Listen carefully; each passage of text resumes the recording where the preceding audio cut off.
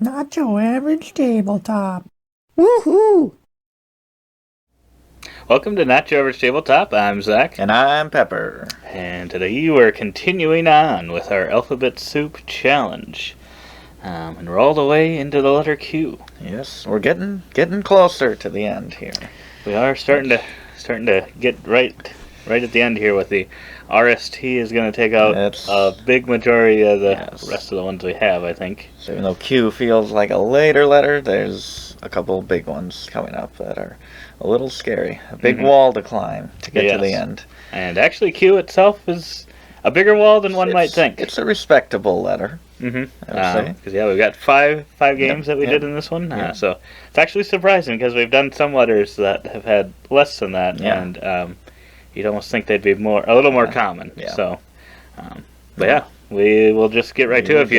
If this is the first video you're watching of this series, you can go back and watch all of our previous letters. Yeah. And kind of see what games we kind of have a keep calling them. We haven't called too many at this point. Yeah.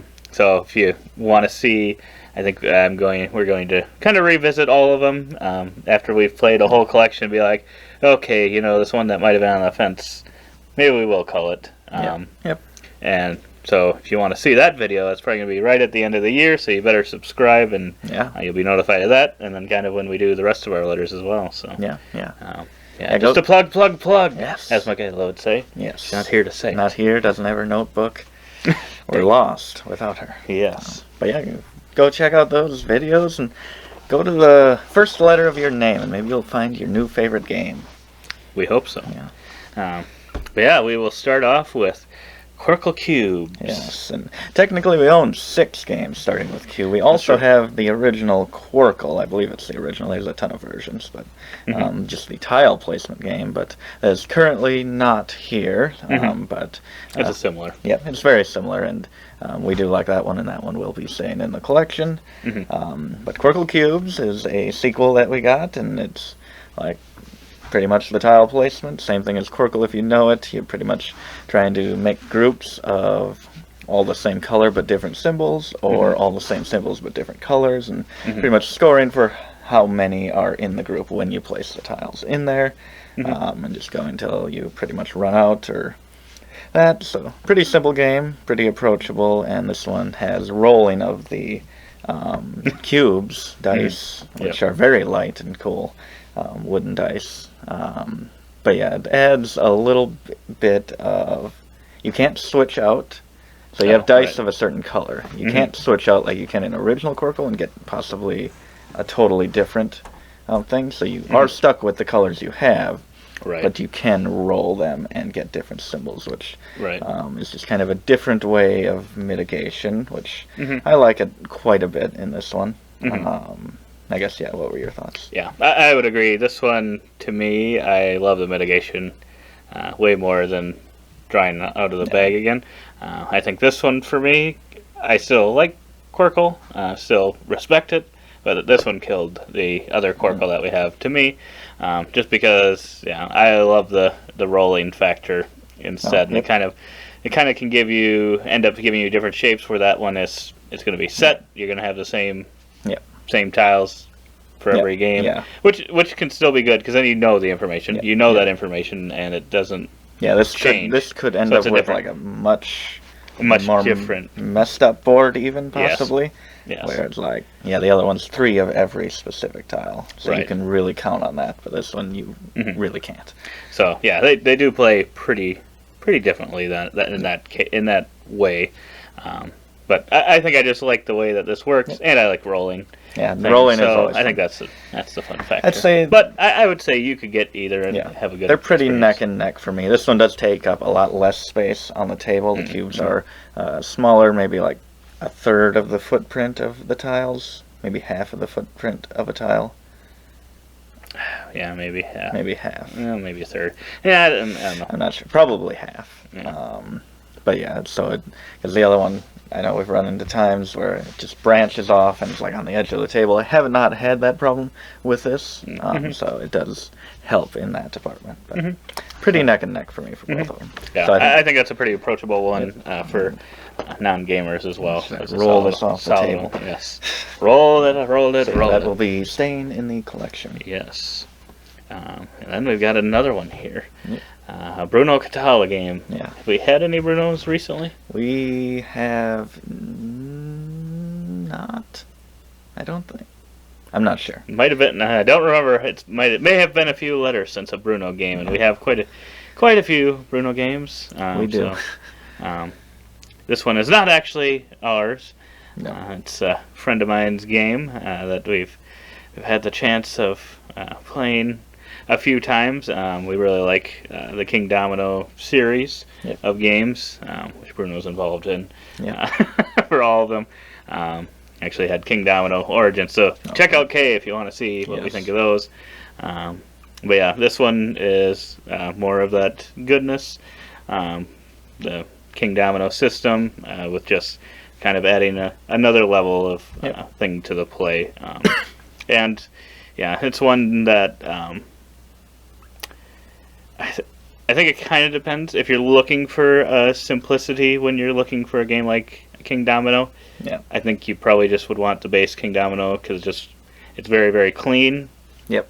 This one has just a few factors that could be just a little less clean than those ones. Yeah, I think so. When we first played it the first time, which we played this 2 times, to be honest, and one was years ago, and then we did finally get back to it for this. So, thankfully, friend Taylor has let us have it here in the collection, just for that extended period of time, and we did get back to it, and I did enjoy this a lot more the second play versus the first play, which I think the first one, just so used to Kingdomino and loving it, that it's like, that was just a little too thinky for the experience I want from a Kingdomino game. But now that I had a little more of an idea of what I was getting going into it, I think I enjoyed it quite a bit more. Yeah, nice. Because, since it's been a while, I think we've gotten more games and stuff too, so I think this one, kind of as you know more things about games, I think it becomes better. I think there's just games that benefit from you playing more, and then you kind of can revisit like something that may have been. Not saying that this is like, this is too much, and you can't. No, I wouldn't say it's like a next level thing, but sometimes it just feels like you can revisit games that at one point were like, oh man, that was too much. Yeah. And then you gain some experience from some other games you've played, and then it's like, okay, well now this actually is like, this just steps the game up another level, and it's kind of adds some more things for me to try. So solid game if you like that series. It's not technically in our collection, but if it were, would it be getting culled or kept? I think we'd be keeping it, because I also looked, and you can combine it with Kingdomino. I didn't look exactly what you all do, but then you can make it an even larger player count game. So I'd be interested in trying that sometime if the situation presented itself. Yeah, I don't know. I think see. After that last play, which was just in the last hour before filming this, I would say this would be a keep as well. Yeah. Then we get to the quest for El Dorado. And as you can see from this one, we do not count that as a T game. So, so we got Quest for El Dorado, which is a race game.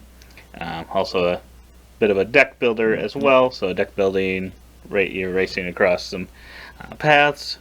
This is one I haven't played too many times, but it does have a pretty simple deck building element to it. It's similar to kind of some other ones. This one in particular, you can keep cards in your hand that you don't use, which I don't know if many do that. Usually you just burn the rest and draw 5 new ones. And you can discard your hand, but you have the option.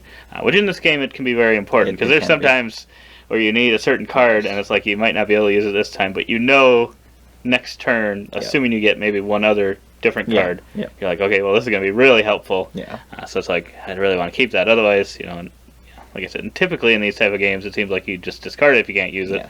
And then it's kind of like, well, now I'm going to have to get back through my deck to get that one to come up again. So, I do really like that part about this one. Yeah. Yeah, right away I was like, this is like very simple deck building, because you just pretty much, there are some special ability cards which are very important and can really impact the game, but mostly you're going through different terrain with levels of 1, 2, 3 difficulty to get through, and you're playing cards from your hands with those symbols, like an oar to go through water, or a coin, I think it is, to get through the sand, or machete through the forest.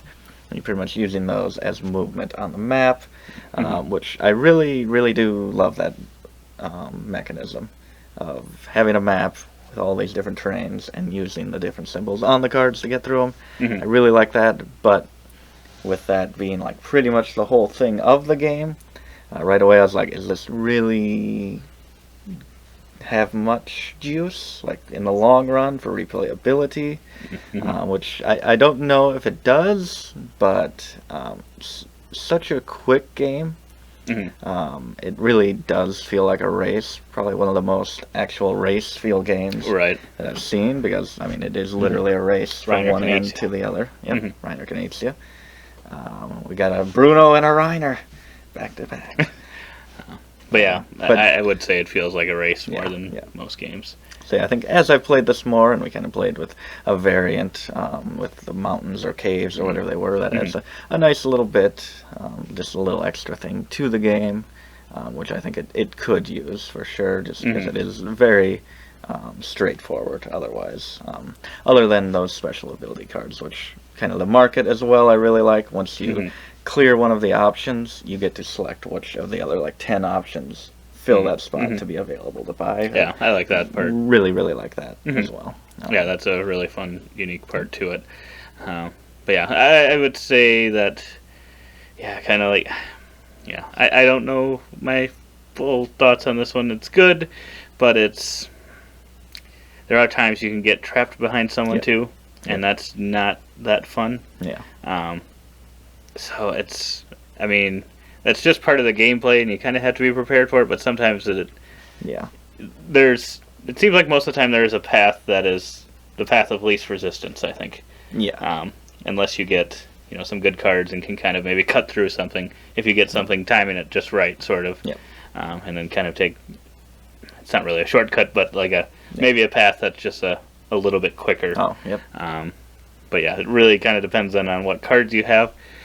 So I could see it kind of being a little less fun once you. I don't know. We haven't really played F4 players that much, but then once you start getting all those players out there, they're kind of just another obstacle to get around. Yeah. So once you kind of get in the lead, you kind of can maybe block the people behind you. That'd be one kind of negative to it. Yeah.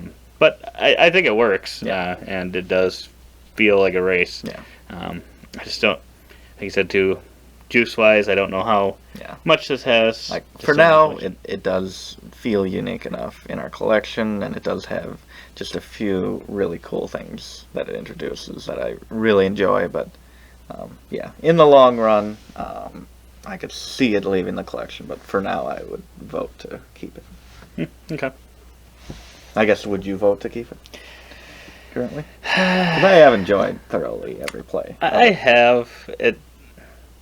It just really depends how I think about it. Like how much I want to call the collection, because it's like this game definitely doesn't do too much for me to be like, oh yeah, and that's why I play this game every now and then. I don't know that it has too many of those moments. Like you said, there are some good, unique things in there, but at the end of the day, I don't know that it brings out a really exciting thing for me. So it would probably be pretty low on my list, or pretty, I guess, high on my call list, but it probably isn't quite at the top yet. But so if I was getting rid, well, we'll see here. Yeah, we will. But yeah, that's possibly one of the games you'll have to check in at the end of the year to see if it does end up getting called. Yes. So we definitely settle on. check that out. Then we get to probably both of our favorite Q game, Yes. Quacks of Quedlinburg. So yeah, this one will not be leaving the collection. Nope. That's for sure. Well, just even if we hated the game now, we have put too much money into this. Yes. With all of the Geek Up upgraded bits that go in the bag and on both of the expansions. We've put a good $1 into this. Yes, it is. It's an awesome game though. It really it's a is. very very solid game. It's push your luck, and I just really love it. There's so many options for what the so you're kind of pulling chips out of a bag. You're buying chips throughout the game. They're all different colors, and all the different colored chips do slightly different powers. And each of those powers you can change out every game. There's like, I don't know how many, 6 books for each color too, or maybe it's 4, 6 or whatever it is. It's a lot. So you can have the game change. Yeah. Which I guess are there supposed to be specific sets used? Yeah, we just do. We just do random. But Which I guess maybe you're supposed to do it a certain way. I don't know, but I find it pretty fun to do random. I think it's always worked. It's never seemed. Yeah. I don't know that there's any like broken combination, but if that's the case, like everyone has that same option to buy those. So it's not like it's hurting anyone. Yeah. But yeah, I really love this game. It's a top game for me. So this is my favorite Q, like by a mile. Yeah, by it's 100 not miles. even close. It's. I mean, like we said, these are great games, but they are good game. Good game. Considering we have Kingdomino and Kingdomino Origins, I guess I wouldn't. Eldorado's not. I wouldn't be upset. Builder Kingdomino Origins. We have Qwirkle. Yes. So I wouldn't be upset if we were only allowed to keep one Q game. I don't think I would be that upset if all of a sudden the other 4 were gone tomorrow. Yeah, I agree. It would not be devastating. Right. So yeah, it is. After saying all those positive things, they've always disappeared. But yeah, if that was the case, this is like I wouldn't. So I wouldn't even valuable. be hesitant. I wouldn't be hesitant to, even if it, just the gameplay, even if it didn't have the geek up bits and stuff, even if it didn't have the expansions, the base game still has a lot of good content. Yes. So, yeah, if you like push your luck, then obviously things might not go your way. If you're fine with that, this is a great game to look into. It's a lot of fun, but just be warned, you're probably going to want to upgrade your bits a little bit. Upgrade your bits a little bit. There are cheaper options out there. They may not. There are a lot of options. There are a lot of options, and I think some look better than others. I really like the Geek Up bits, so plug for them. BoardGameGeek.com. If you do have the game and your cardboard is starting to wear, definitely check them out. They're spendy. They cost about the same amount as the game, but they don't show anywhere. They're amazing. They make a little clinking sound, and that way they don't get stuck in your bag either. And if you had that problem, I think they also sell bags. We haven't gotten those, but I think they sell bags there too. I'm sure other people sell them as well. But add it to the shopping list. And then last but not least, we got a Days of Wonder game, Quadropolis. This is one that I originally got. I think Dorado had done a review of it, and he said, "Oh my god, this is like, forget it." Just absolutely loved it. And was thinking so highly of it. But then I think I saw someone had commented, "Well, where was this in like your top 10 of the year or something like that?" And I was like, "What?" So I was on this huge high. I was like, "Oh my god, this is one of the greatest games ever!" Because I think that was around the time that he had also talked about Tapestry and really liking that. Then we ended up obviously really loving Tapestry. So I was like, okay, I value his opinion on games. And then I was like, oh my god, he really loves this. This one's going to be the next Tapestry. Okay, maybe I wasn't thinking that. But so we got this one, and we've played it twice. Or I played it twice. You played it more. I played it a couple more times. I played it once right away.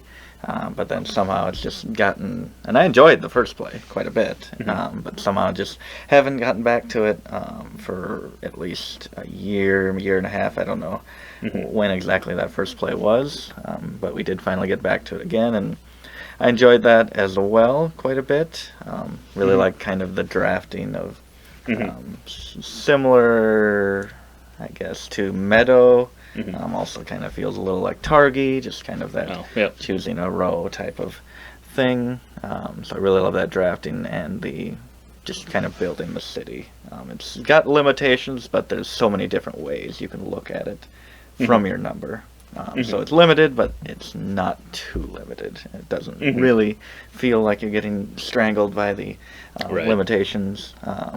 But yeah, I enjoy this one quite a bit. It hasn't been tapestry level. It hasn't been like top tier for me, but I have enjoyed it.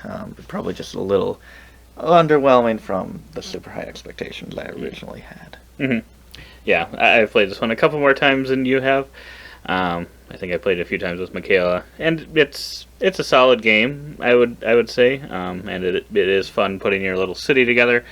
Um, but even with my limited plays, it's kind of I did do a little bit different, I guess, this last time, but still overall has felt pretty samey from game to game, just because of the um, there's only so many building types in it. Yeah.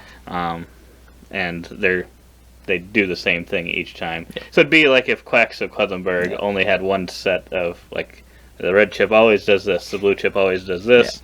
Yeah. Then I would think Quacks, it wouldn't be the game that it is, obviously, if it was.